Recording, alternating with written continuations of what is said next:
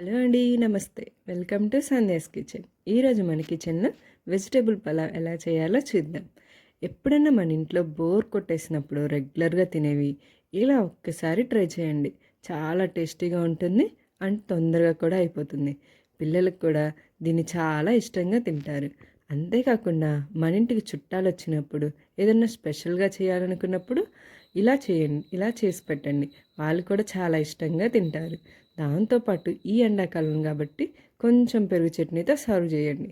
అబ్బా, సూపర్ ఉంటుంది. ఇంకా ఆలస్యం ఎందుకు, రండి చూద్దాం. మరి ఇక్కడ నేను చూపిస్తున్నట్టుగా వెజిటేబుల్స్ అన్నిటినీ కట్ చేసుకుందాం.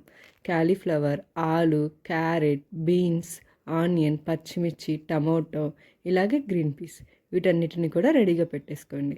ఆ తర్వాత స్టవ్ వెలిగించి ఒక గిన్నె పెట్టుకొని అందులోకి 3 నుంచి 4 టేబుల్ స్పూన్ వరకు ఆయిల్ కానీ గీని కానీ వేసుకోండి. ఆ ఆయిల్ అనేది బాగా హీట్ అయిన తర్వాత మన మసాలా స్పైసెస్ అన్నిటిని యాడ్ చేసుకోండి.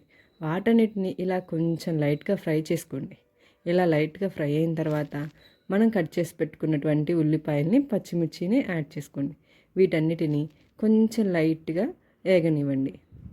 అలా వేగిన తర్వాత మనం ఇందాక కట్ చేసి పెట్టుకున్నటువంటి వెజిటేబుల్ అన్నిటిని వీటిలో యాడ్ చేసేసుకోండి. ఇక్కడ చూపిస్తున్నట్టుగా ఒకసారి మనం కట్ చేసుకున్న వెజిటేబుల్స్ని యాడ్ చేసుకోండి. ఇలా యాడ్ చేసుకున్న తర్వాత ఒకసారి ఆయిల్లో బాగా కలిసే విధంగా వీటన్నిటిని బాగా కలబెట్టుకోండి. ఇలా అన్నిటిని ఒకసారి బాగా కలబెట్టుకున్నాక 1 టేబుల్ స్పూన్ వరకు సాల్ట్ వేయండి. ఇప్పుడే సాల్ట్ వేసుకోవటం వల్ల ఏంటంటే ముక్కలకి కొంచెం బాగా పడుతుంది. ఆ తర్వాత 1 టేబుల్ స్పూన్ వరకు అల్లం వెల్లుల్లి పేస్ట్ని వేసుకోండి. ఇలా అల్లం వెల్లుల్లి పేస్ట్ని కూడా ఈ టైంలో వేసుకోవటం వల్ల మనకి అల్లం వెల్లుల్లి ఫ్లేవర్ అనేది ముక్కలకు కూడా బాగా పడుతుంది. అంతేకాకుండా అడుగంటకుండా కూడా ఉంటుంది. ఇలా మూత పెట్టుకొని ఒక 5 మినిట్స్ బాగా మగ్గనివ్వండి. అలా మగ్గిన తర్వాత ఇక్కడ ధనియాల పొడిని కొంచెం యాడ్ చేసుకోండి. ఇలా ధనియాల పొడిని యాడ్ చేసుకున్న తర్వాత ఇక్కడ 1 కప్పు వరకు పెరుగుని తీసుకోండి. వీటన్నిటిని కూడా బాగా కలిసే విధంగా ఒకసారి బాగా కలబెట్టుకోండి. పెరుగు అనేది బాగా కలిసిపోయి ముక్కలకి పట్టే విధంగా. ఆ తర్వాత మూత పెట్టుకొని ఒక 5 మినిట్స్ బాగా ఉడకనివ్వండి. తర్వాత ఒకసారి మళ్ళీ బాగా కలబెట్టుకోండి. అలా కలబెట్టుకున్నాక మనం ముందుగా కడిగి పెట్టుకున్నటువంటి రైస్ని ఇందులోకి యాడ్ చేసుకోండి. అలా యాడ్ చేసుకున్నాక ఇక్కడ నేను గ్లాస్ చూపిస్తున్నా కదండి, ఆ గ్లాస్తో నేను 2 గ్లాసుల వరకు బియ్యాన్ని తీసుకున్నాను. ఆ 2 గ్లాసుల బియ్యానికి నేను 5 గ్లాసుల వరకు వాటర్ని తీసుకుంటాను. ఇక్కడ కొత్తిమీర వేసుకున్నాను. అంతేకాకుండా 1 టేబుల్ స్పూన్ నెయ్యిని కూడా యాడ్ చేసుకున్నాను.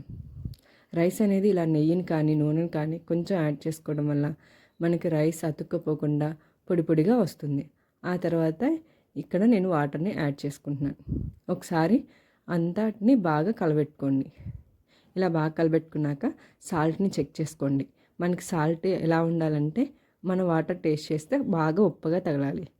అలా పెట్టుకున్న తర్వాత మూత పెట్టేసుకొని బాగా ఉడకనివ్వండి. మధ్యలో ఒకసారి ఇలా కలబెట్టుకోండి. అడుక్కి అన్నీ పోకుండా మసాలాలు ఈవెన్గా కుక్ అవుతుంది. సో ఈ స్టేజ్లో ఉన్నప్పుడు స్టవ్ ఆఫ్ చేసుకొని ఒక 10 నిమిషాలు పక్కన పెట్టేసుకొని సర్వ్ చేసుకోండి. ఇలా 10 నిమిషాల తర్వాత మనకి రైస్ అనేది పర్ఫెక్ట్గా కుక్ అవుతుంది. ఇంకెందుకండి ఆలస్యం, నా వీడియోస్ కనుక మీకు నచ్చినట్లయితే please like, share, subscribe my channel.